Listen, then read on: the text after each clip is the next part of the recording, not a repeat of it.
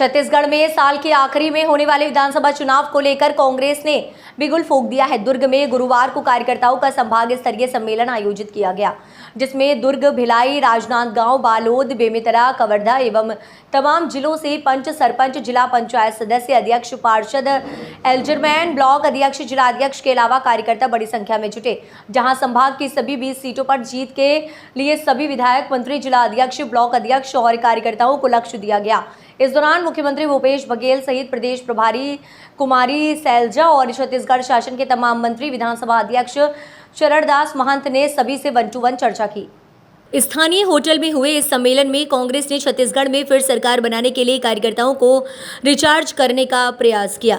सम्मेलन में एआईसीसी के महासचिव व छत्तीसगढ़ प्रभारी कुमारी सैलजा, प्रदेश के मुखिया सीएम भूपेश बघेल, स्पीकर चरणदास महंत, मंत्री रुद्र गुरु, ताम्रध्वज साहू, अमरजीत भगत, चंदन यादव, गिरीश देवांगन, प्रोफेशनल कांग्रेस के अध्यक्ष क्षितिज साहू, प्रदेश कांग्रेस कमेटी महामंत्री राजेंद्र साहू, युवा विधायक देवेंद्र यादव, विधायक अरुण बोरा, पूर्व मंत्री धनेश पाटिला, महापौर धीरज बाकलीवाल, नीरज पाल, शशि सिन्हा, छत्तीसगढ़ राज्य मदरसा बोर्ड अध्यक्ष अल्ताफ अहमद सहित बड़ी संख्या में कांग्रेस जन मौजूद रहे। सीएम भूपेश बघेल ने कहा कि हमारी पहचान कार्यकर्ताओं के दम पर है, हमें संगठन को मजबूत करना है। सम्मेलन में कांग्रेस सरकार की नीतियों, योजनाओं को जन जन तक पहुंचाने की बात पर जोर दिया गया। 2018 के विधानसभा चुनाव में कांग्रेस ने बेहतर प्रदर्शन किया। इसे देखते हुए अब दुर्ग संभाग की कुल 20 सीटों में से 18 कांग्रेस पार्टी को मिली हैं। पार्टी नेताओं ने कहा कि बाकी जो 2 सीटें भाजपा के पास है, उन पर भी इस बार जीत का लक्ष्य तय किया गया है। बड़े सोच समझ कर किया जाता है, पिछली बार भी किया और यही कारण था कि हमारी 68 सीटें हम जीते थे। और इस बार फिर सभी लोग मिलकर बैठकर पूरे सर्वे भी किए जाते हैं, सबका एक एमएलए का आंकलन किया जाता है, उसके कार्य का ज़मीन पर क्या काम हो रहा है। और हमारा प्रयास होगा कि हम विनेबिलिटी को देखें और कांग्रेस के प्रति निष्ठा को देखें और उन्हीं को हम इस बार एज फैक्टर भी देखा जाएगा। 2018 का जो चुनाव हुआ था उसमें कांग्रेस ने दुर्ग संभाग के लिए बेहतर प्रदर्शन किया, 18 सीटें आई थी। और उसके बाद में अब जो है कि हम इस तरीके की स्थिति रहेगी 2023 के चुनाव में, क्योंकि इसी संभाग से मुख्यमंत्री भी आते हैं और 6 अलग मंत्री भी आते हैं। जी बिल्कुल, हमें पूरा विश्वास है कि पिछली बार 17 आई थी, एक बाद में आई तो 17 आई थी, तो हमें विश्वास है क्योंकि उस समय के देखो मुख्यमंत्री थे यहाँ पर, तो जैसा भी आप समझ लीजिए थोड़ा सा उनका प्रभाव था। लेकिन अब मुझे नहीं लगता कि उनका कोई विशेष प्रभाव जनता में या अपनी पार्टी में बचा है। तो 20 में से 20 हम जीतने की टिकट बंटवारे में एज फैक्टर भी देखा जाएगा क्या? 60+ जब हम साथ में बैठेंगे 60 तो कभी नहीं होता। लेकिन हम सब हाँ अमित शाह जी बिल्कुल आ रहे हैं, ना केवल दुर्ग में, लेकिन वो बार यहाँ पर आ रहे हैं और फिर से लोगों को बरगलाने के लिए आ रहे हैं, जुमलेबाजी करने के लिए आ रहे हैं। नॉर्थ ईस्ट में जिस तरह से आग लगी है पहले उसको बुझा लें और पूरे देश में देखें। यहाँ पर हमने संभाला हुआ है, आपने देखा कि यहाँ जिस तरह से नक्सलवाद पहले था उस पर कितना ज़्यादा काबू पाया गया है हमने, क्योंकि विकास करके दिखाया हमारी सरकार ने।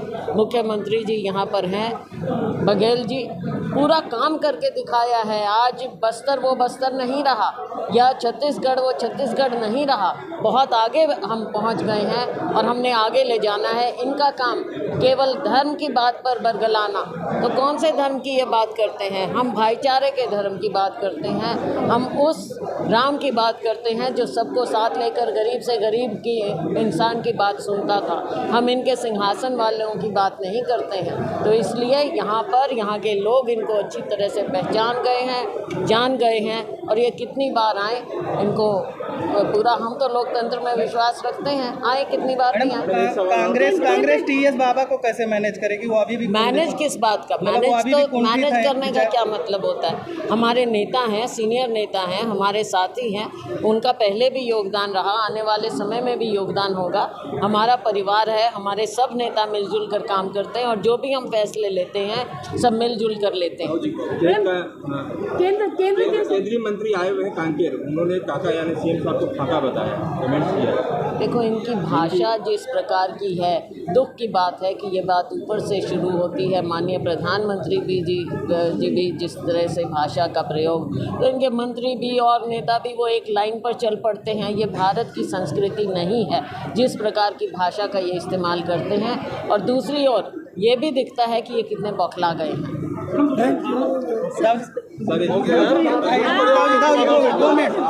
देश भी दिए, जानकारियाँ भी ली, इसके लिए मैं उनके प्रति आभार व्यक्त करता हूँ। साथ ही एमएसपी के मामले में ऊँट के मुँह में जीरा। देखिए, यूपीए के समय यूपीए सरकार में 130% वृद्धि हुई थी, क्योंकि हमारे छत्तीसगढ़ धान का कटोरा है, 130% वृद्धि हुई थी। और इसके समय अभी जो मिला के बात करें तो 66-67% हो रहा है।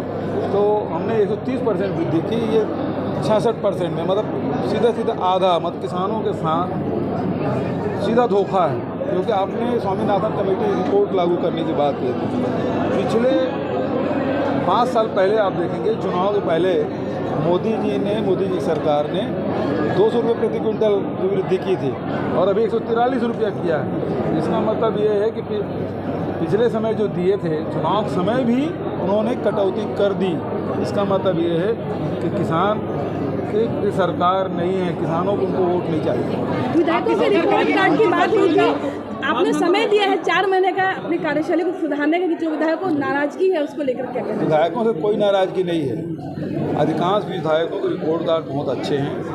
किसी विधायक के कुछ कमजोरी है तो 4 महीना भी समय है और उसके बाद पार्टी तय करेगी, हाईकमान तय करती है। सारे हम लोग रिपोर्ट देंगे।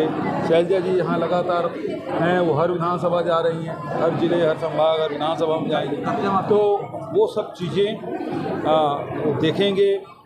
सर्वे भी होगा, ब्लॉक अध्यक्ष, जिला अध्यक्ष, फ्रंटल ऑर्गेनाइजेशन सबके व्यू ले जाएंगे और उसके बाद फिर आपके